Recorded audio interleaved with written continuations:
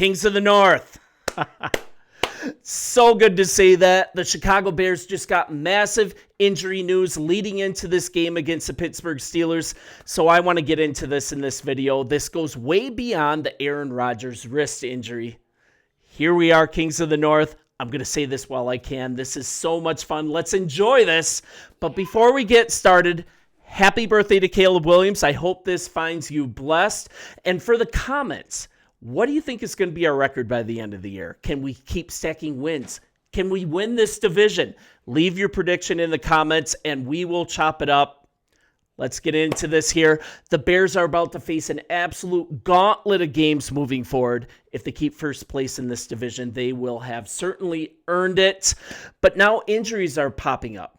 But not for our team. We're starting to get healthy. Injuries are piling up for our upcoming opponents, and I really want to dig into this because moving ahead, we've got the Steelers, the Eagles on Black Friday, and then to Lambeau Field to face the Packers. So each one of these teams has a major injury. Not like a little piddly injury, an injury that really moves the needle. And normally I wouldn't cover and celebrate this, but the gravity of all three of these injuries means I can't ignore it.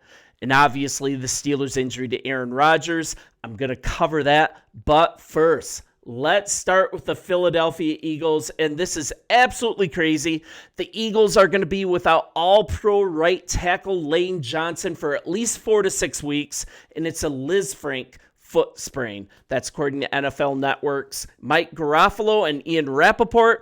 So the Bears are going to be able to absolutely pin their ears back on Black Friday. This is such a huge development. And you know the reason why is that Lane Johnson, he's not a normal injury. Lane Johnson, it's best summarized by this, what I have up on the screen. The Eagles playing without Johnson in the past has rarely gone well for them. The team's record with him in the lineup since the start of the 2016 season is 96-41-1. But without him in that time, they are just 12-23. A huge difference when he's out of the lineup, and this just makes all the difference. And with that, I just want to add this. This is trivia for the day. What is a Liz Frank sprain? Where did it come from? The Liz Frank sprain, it's named after Napoleon's physician, Jacques Lisfranc de Saint Martin. He diagnosed the injury in horseback riders on Napoleon's cavalry who were thrown for their horses and got their foot caught up in the stirrup. Hey, maybe that will win you a game of bar trivia at some point. But a little more about Johnson. He got hurt in the first quarter of the Eagles' win over the Lions at the Link. He limped out the field, went down the tunnel, didn't return to the game, and it's a rough break for this Eagles offense. But it's good for us. Their offense, it's been surprisingly inconsistent all season, right? It's really struggled, especially since the Week 9 bye. They've only scored 26 points in their last 2 games. And now Lane Johnson is gone. The Eagles still won both of those contests because of their defense over the Packers and the Lions. Thank you, Eagles. The swarming defense, that's the reason they have been able to keep the ship upright. Now, it's not clear how long he's going to be out, but guaranteed he will not be there against Chicago on Black Friday. He's really the best tackle in football. He's in his 13th season with the Eagles. He's made 6 Pro Bowls, 5 All-Pro teams, first team twice, second team 3 times. So this Eagles offensive line, it's long been considered the best in the NFL coming into the season, but it's been decimated all year by injuries. And guys, this team is so gettable right now. If we can put up some points, they are so gettable. Injuries, huge concern for both him and the rest of the O-line. He's left multiple games with issues. Both Landon Dickerson and Cam Jurgens have been regular entries on the injury report this season. This offensive line is in trouble for the Eagles. It's going to be ripe for the picking for the Chicago Bears. Montez Sweat, for one, our defensive tackles should be able to pin their ears back and rush after Jalen Hurts. Really good news. Let's get on to Green Bay, shall we? If the Green Bay Packers are going to shake their funk on offense, it's going to be without their starting center, and they've already played a game without him. I'm talking about Elton Jenkins. The guy broke his fibula. He broke his fibula during Monday's loss to the Philadelphia Eagles, placed on IR, and his season is probably over. This is here from Matt LaFleur. Unfortunately, him coming back is highly unlikely. It's a shame because he was one of the first guys we drafted when I got here and just been through a lot with him and obviously a lot of great moments. So it's a shame because he's one of our real leaders on our team. He started 101 times in his career for Green Bay. That includes last year's playoff game against Philly. He had a stinger in that game. He didn't return, but he's been a focal point of this offensive line. He's been their starting center. He was a second-round pick in 2019, two-time Pro Bowler at left guard. And then this offseason, the Packers signed a new left guard in Banks, and then they moved Jenkins to center, let Josh Myers leave in free agency. So Jenkins actually wanted to move to center. He thought he could be an all-pro. That's what the coaching staff thought. He could be an all-pro at center. Wasn't smooth sailing. Now he's out. They're going to play musical chairs on this offensive line. It is such good news for the Chicago Bears.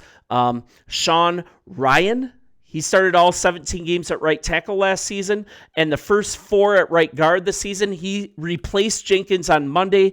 He's going to take over at center. And this is not good news for Green Bay. Chicago is going to feast on this offensive line when we play. So now, I talked about the less obvious injuries. Let's dig into this Aaron Rodgers injury just a little bit. This is likely the one that everybody's talking about. And it's a question. Is he even going to play in this game? If he does, it's going to be in a limited capacity. Right now, the Steelers are not really giving us a clear answer here. I mean, you're hearing some things. Ian Rappaport was just on today. He said that Rodgers is actually pushing to play in this game. So he's trying to play in this game with a fractured left wrist. Let's hear it from Rap Sheet. Aaron Rodgers, to my understanding, has told people close to him that he will be back very soon. He's told more people close to him that he doesn't want to even miss a game. Look, he's pushing to play in this game. I know it seems crazy because he broke his wrist, but it's a left wrist. If he's able to grip the ball, if he's able to receive the ball on a snap, it's actually possible that Rodgers could play this weekend. I had someone tell me that he was essentially 50-50 to play this week. Doesn't sound bad, but Aaron Rodgers does want to play. He is trying to see if he can do it. And makes sense that Aaron Rodgers wants to play against the Bears, right? He has owned us. Let's be honest. He has owned us over the course of his whole career. 24-5 all-time against the Bears, 64 touchdowns, 10 interceptions, 109 quarterback rating against the Bears. He always seems to find a way. Now, I'm going to argue that this is a completely new Bears team. I would love the opportunity to play against Aaron Rodgers so we could kind of fight that demon in real time.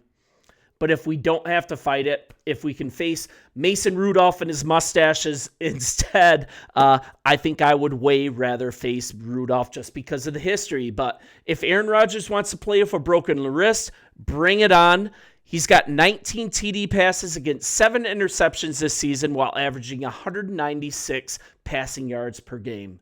He's not playing on his head. This isn't his best season. He's a little bit diminished.